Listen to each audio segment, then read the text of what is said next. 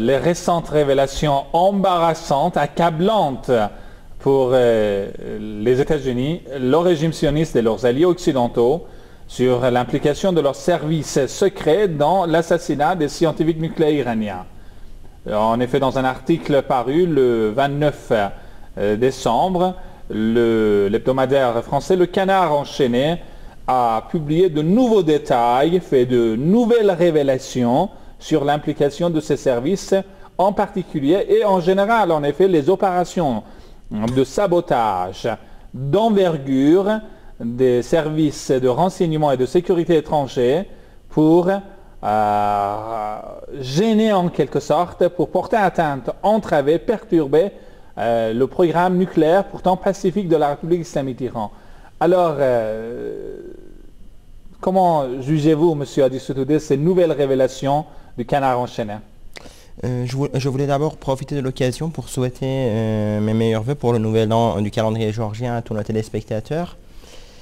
En ce qui concerne les révélations, il y a une partie qui était assez connue et qui était déjà présentée par presque tous les sources d'informations. C'est les révélations qui concernent l'aspect technique du programme nucléaire iranien. Il y avait le virus Stuxnet et il y avait un certain nombre de plans qui étaient des plans truqués et donc que le Canard enchaîné a révélé qui avaient été délivrés indirectement par les services secrets américains, israéliens et britanniques. Mais il y a un côté qui était moins développé dans les presses occidentaux, c'est le côté c'est le côté de l'attaque physique qui a été fait contre notre programme nucléaire. C'est-à-dire que là, on a une révélation qui est assez claire. Le Canard enchaîné est un hebdomadaire satirique, il est vrai, mais un nombre assez important des révélations dans l'horizon, dans le paysage politique français ont été faits par cet hebdomadaire. Donc les informations qui y sont des informations qui ont en général des sources assez fortes. Et là, on a une révélation qui est assez embarrassante pour les pays occidentaux, c'est que il y a eu une sorte d'accord entre les Israéliens et les Américains et les Britanniques pour ne pas attaquer l'Iran et recevoir en contrepartie leur coopération pour les opérations de sabotage physique et technique au programme nucléaire iranien.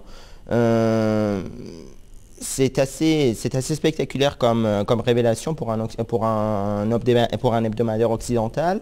Et là, on y voit noir sur blanc que les services secrets américains et britanniques ont offert des coopérations et des collaborations au service de Mossad pour porter atteinte physiquement, pour tuer les scientifiques pour la seule et unique raison qu'ils sont en train de faire des recherches scientifiques sur un programme nucléaire civil. Je pense que c'est assez grave, c'est même très grave comme accusation et en même temps, c'est une accusation qui me paraît vraiment bien fondée. C'est une accusation qui est fondée sur des révélations qui me semblent des révélations correctes. Et il faut s'interroger et demander à ces pays où on va si on en est à porter atteinte physiquement à des personnes alors pour qu'ils font des recherches scientifiques. Je pense que c'est très grave. Bien sûr, il y a une portée politique, M. Adissoutoudeh, mais il y a aussi une portée juridique. Alors, avant de passer justement à la portée juridique, je voudrais vous interroger sur les objectifs Bien sûr, il s'agit d'entraver en quelque sorte, de retarder, de gêner, même d'arrêter, s'ils en avaient les moyens, le programme nucléaire pacifique iranien. Mais quels sont, selon vous, est-ce qu'en éliminant physiquement certains savants iraniens, ces services pourraient parvenir à leurs objectifs, à savoir arrêter ou retarder le programme nucléaire iranien, ou bien ils poursuivent d'autres objectifs en supprimant physiquement les scientifiques nucléaires iraniens? Je pense qu'il y a un aspect assez ironique dans cette histoire, c'est que la meilleure accusation qu'ont trouvé les pays occidentaux pour limiter les activités des pays qui sont en développement, ça a été le terrorisme. Le terrorisme se définit par faire peur pour arrêter les gens. Et je pense que c'est le point central de ces programmes, c'est qu'ils essayent de faire peur au peuple iranien, aux politiques iraniens pour arrêter le développement du programme nucléaire iranien. Une campagne d'intimidation. Exactement, c'est du terrorisme proprement dit, c'est du terrorisme d'État, je dirais même. Donc, ils ont essayé d'arrêter d'abord par les moyens de sanctions et d'embargo contre l'Iran. En vain, bien sûr. Ensuite, en vain, exactement. Ensuite, ils ont essayé de faire des sabotages techniques. On a vu ça avec le virus Stuxnet qui a été propagé à l'intérieur de l'Iran. Encore une fois, d'après ces révélations, par les services secrets américains, britanniques et israéliennes. Ensuite, on commence à voir que apparemment ces deux moyens n'ont pas suffi, donc ils commencent à faire des suppressions physiques. Je ne sais vraiment pas où est-ce qu'ils veulent s'arrêter, mais je pense que le message que leur adresse le peuple iranien est assez clair, c'est qu'ils n'arriveront pas à leur fin avec ces moyens. Donc, les pays qui s'opposent en défenseurs des droits de l'homme, en partisans de la lutte contre le terrorisme, soutiennent eux-mêmes le terrorisme. Et ils utilisent ce moyen pour contrer les pays avec lesquels ils n'ont pas les mêmes objectifs. Je pense que c'est même encore plus grave que soutenir. Ils y contribuent en fait. Alors, la portée juridique, M. Adi Soutouda, est-ce que la République islamique d'Iran, si les révélations sont exactes, s'il y a des documents, des preuves irréfutables sur l'implication des services secrets étrangers, du Mossad, de la CIA et du MI6 dans l'assassinat des scientifiques nucléaires iraniens, est-ce que la République islamique d'Iran pourra engager des poursuites juridiques à l'échelle internationale contre ces pays? Il est clair que c'est un droit absolu du régime iranien de faire ces poursuites juridiques et donc en s'appuyant sur les documents qui ont été présentés sur ces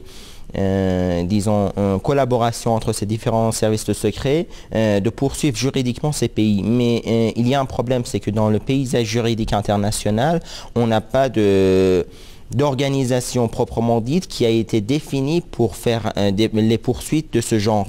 On pourra peut-être présenter des tribunaux internationaux comme celle du Haye comme mais fait qu'ils ne sont pas faits pour poursuivre les pays, les grandes puissances qui existent dans ce monde, je pense. Grandes puissances entre guillemets.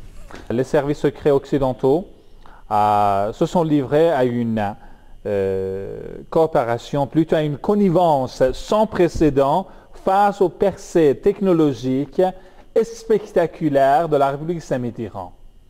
Bien sûr, ils ont en effet une lésine sur aucun moyen pour pouvoir parvenir à leurs objectifs.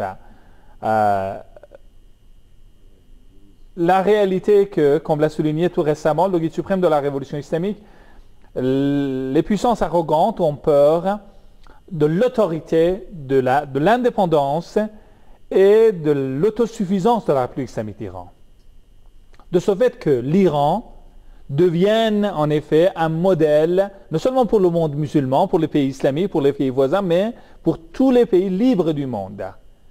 Et c'est pourquoi ils ont mobilisé et mobilisent toujours tous leurs moyens pour pouvoir maintenir l'Iran dans un état de dépendance totale, notamment sur le plan technologique. D'autant plus que les multiples rapports de l'AIEA ont confirmé l'absence de toute dérive dans le programme nucléaire iranien. Toutes ces tentatives, toutes ces campagnes d'intoxication, toute cette campagne d'assassinat ciblé des scientifiques nucléaires iraniens ne visent pas, selon vous, M. Adi Soutouda, justement à empêcher l'Iran de se transformer en un modèle non seulement pour le monde musulman, mais pour tous les pays du monde, tous les pays, je veux dire, libres et indépendants du monde. Il y a quelque chose que le XXe siècle a prouvé, c'est que un des points, un des colonnes vertébrales, un des points très importants pour obtenir l'indépendance, c'est l'indépendance énergétique. Oui. Et un des piliers de l'indépendance énergétique dans le siècle qui va venir avec, disons, l'agonie que l'on voit des sources pétrolières et des sources d'hydrocarbone dans le monde, ce sont les sources atomiques. Les sources d'énergie atomique diverses qui existent et le plus important et le plus développé actuellement, c'est les sites de production d'énergie électrique atomique.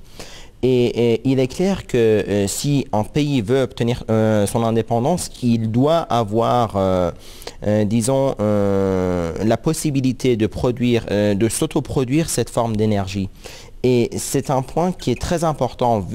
On a vu toutes les guerres que le pétrole a provoquées dans le XXe siècle. Et je pense que si un pays va vers l'obtention de la science nécessaire pour produire cette énergie atomique, il est clair que l'on doit s'attendre aux mêmes sortes de guerres que l'on a vues avec le pétrole. Donc, le point central est encore une fois un point, disons, stratégique, un point, comme vous avez dit, de dépendance ou d'indépendance par rapport au fait que l'on ait ou que l'on n'ait pas cette forme d'énergie.